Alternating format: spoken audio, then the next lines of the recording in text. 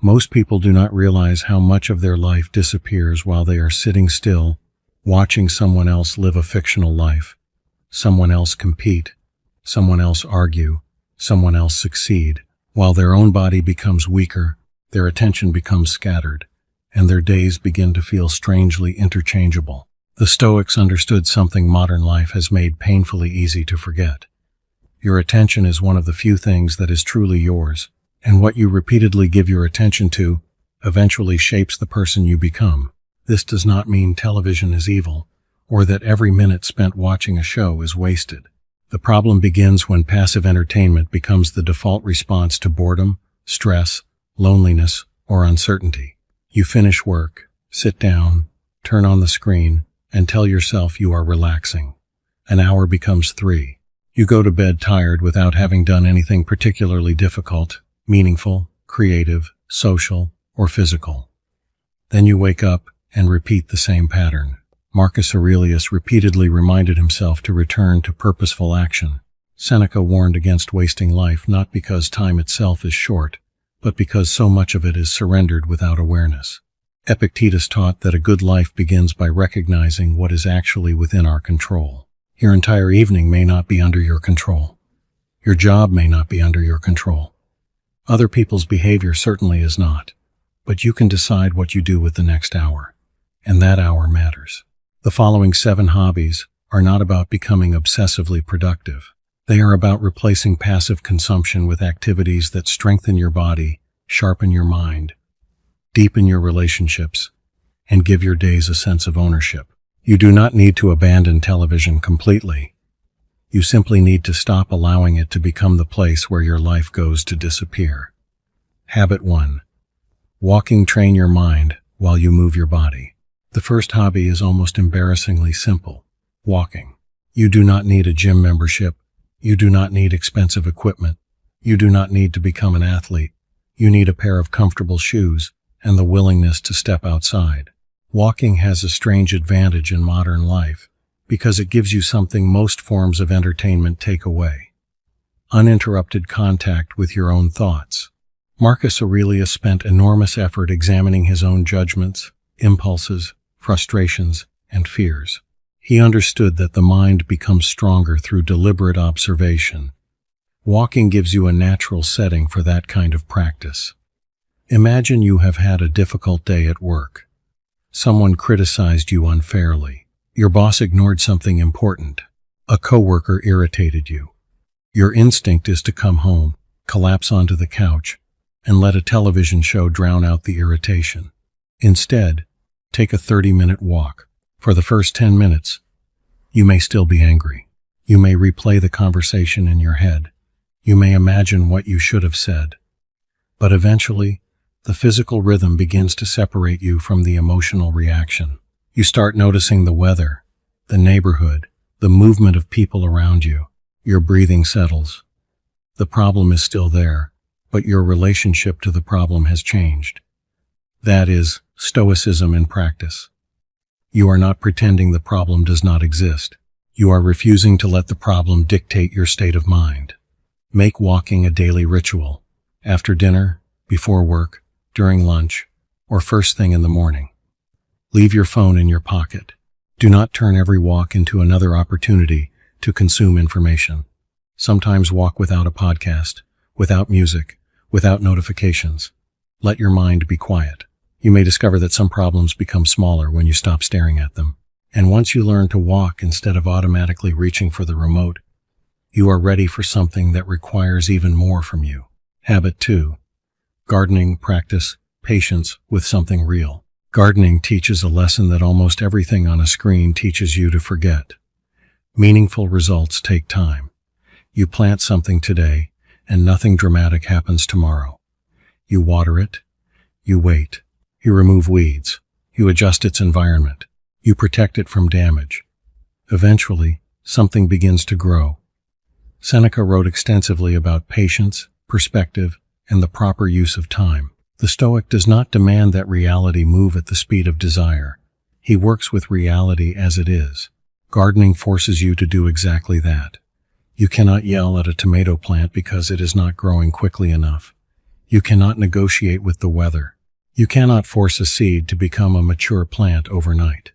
And that makes gardening surprisingly useful for people who live under constant pressure. Consider the person approaching retirement who has spent 40 years measuring life through deadlines, promotions, salaries, and achievements. Suddenly, the structure disappears. There is no boss telling them what to do at 9 a.m. There is no annual performance review. The question becomes, what is my day actually for? Gardening gives you an answer that is wonderfully uncomplicated. There is something alive that needs your attention. Even if you live in an apartment, you can grow herbs, vegetables, flowers, or small indoor plants. The scale does not matter. The principle does. You are practicing care without demanding immediate reward. You are also reconnecting with physical reality. Soil under your fingernails is different from a digital image of a garden. Pulling weeds is different from watching a video about gardening. Growing something yourself creates a quiet sense of competence that passive entertainment rarely provides. And there is another lesson here. You begin to understand that not everything valuable has to be fast. Some of the best things in life are slow. Relationships are slow. Strength is slow. Wisdom is slow. Trust is slow. Character is slow. If your entertainment constantly trains you to expect stimulation every few seconds, gardening quietly retrains your nervous system to tolerate waiting. That is a valuable skill. Habit 3.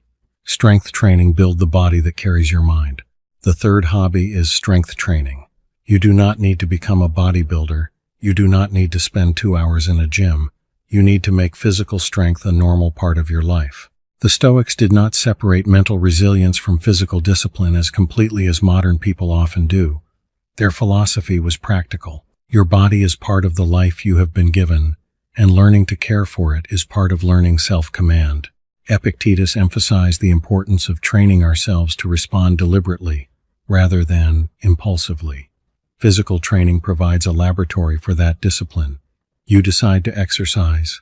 You do not feel like exercising. You exercise anyway. That simple sequence teaches something profound. You learn that a feeling does not have to become a command. Maybe you are 45 and sitting at a desk all day. Maybe you are 65 and noticing that ordinary tasks are becoming harder. Maybe you are 75 and your goal is no longer looking impressive in a mirror but remaining capable of carrying groceries, climbing stairs, getting off the floor, and traveling without depending on someone else. Strength becomes independence. You can begin with bodyweight squats, push-ups against a wall or countertop, resistance bands, light dumbbells, or basic movements under proper instruction. The important thing is consistency. Do not turn exercise into another form of ego. You are not competing with a 25-year-old on social media. You are building the strongest version of the body appropriate to your age and circumstances. Marcus Aurelius reminded himself that the obstacles of life could become material for character. Physical discomfort works the same way. The last few repetitions are uncomfortable. Good.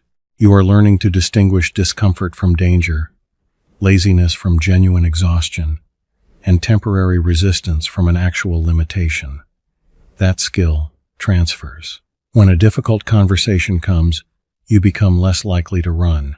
When work becomes frustrating, you become less reactive. When aging introduces limitations, you become more prepared. A strong body does not guarantee a strong mind, but disciplined care of the body gives the mind another place to practice discipline. And discipline, repeated long enough, becomes self-respect. Habit 4. Reading. Stop borrowing other people's thoughts from screens. The fourth hobby is reading. But not reading endless headlines, comments, or short posts. Reading books that demand sustained attention. There is a major difference between consuming information and developing a mind. A television show tells you where to look, what to hear, when to feel tension, when to laugh, and when the scene is over. A serious book requires something from you. You must hold an idea in your mind. You must interpret it. You must sometimes disagree with it. Seneca was an extraordinary advocate for reading and reflection because he understood that wisdom can be borrowed temporarily from the experience of others and then made part of your own character. Imagine replacing 30 minutes of random television with 10 pages of a great book. You could read philosophy, history, biography, psychology, science, literature, anything that expands your understanding of human nature or the world. And do not rush. The goal is not to finish 50 books this year so you can announce the number. The goal is to have your thinking changed by one good book. Read Marcus Aurelius and ask yourself where you are allowing other people's opinions to control your mood. Read Seneca and ask where you are wasting time. Read Epictetus and ask what you are treating as though it were under your control when it is not. Then close the book. Think. The reflection is where the real benefit begins. Keep a notebook nearby. Write down one idea that challenged you, one sentence that you want to remember, one behavior you should change. A book should not simply give you more things to know. It should give you something to practice. That brings us to a hobby that does something television almost never does. It forces you to produce instead of consume. Habit 5. Learn a craft. Become a beginner again. Woodworking, cooking, drawing, photography, sewing, pottery, playing an instrument, fixing bicycles, building furniture, learning a language. The specific craft does not matter nearly as much as the process. You begin as a beginner. You are bad at it. You make mistakes. You improve. Modern life gives us very few opportunities to be comfortable being incompetent. We are surrounded by curated images of people who appear successful, attractive, knowledgeable, and accomplished. A craft brings you back to reality. Your first attempt at playing guitar sounds terrible. Your first loaf of bread may be dense. Your first woodworking project may have uneven edges. Good. That is the point. Epictetus taught that we should focus on practice rather than merely claiming the identity of someone who understands. A craft gives you repeated contact with reality's feedback. If you make a mistake, the object shows you. If the measurement is wrong, the shelf does not care about your excuses. If the recipe is poorly balanced, the meal tells you. You learn humility without humiliation. And there is something psychologically powerful about producing a physical object with your hands. At the end of an evening of television, there may be nothing you can point to and say, "I made that." After an evening of cooking, you have dinner. After an evening of woodworking, you may have a shelf. After an evening of practicing piano, you have improved a skill. After an evening of painting, there is something on the canvas. That tangible evidence of effort matters. It reminds you that you are not merely a consumer passing through the world. You are capable of creating. And creation is one of the best antidotes to helplessness. Habit 6. Volunteering. Get outside the prison of your own problems. The sixth hobby is volunteering or serving other people. This may sound less like a hobby and more like a responsibility, but that distinction is not important. What matters is that you regularly spend time doing something that is not centered around your own comfort. Seneca understood the importance of human connection and our obligations to one another. Stoicism does not teach emotional isolation. It teaches us to become better participants in the human community. Modern anxiety often grows in a strangely closed environment. You sit alone. You scroll. You compare your life to thousands of strangers. You think about your problems. You read about more problems. You worry about the future. Then you watch television to escape the feeling. For a few hours, you are distracted. Then the problems return.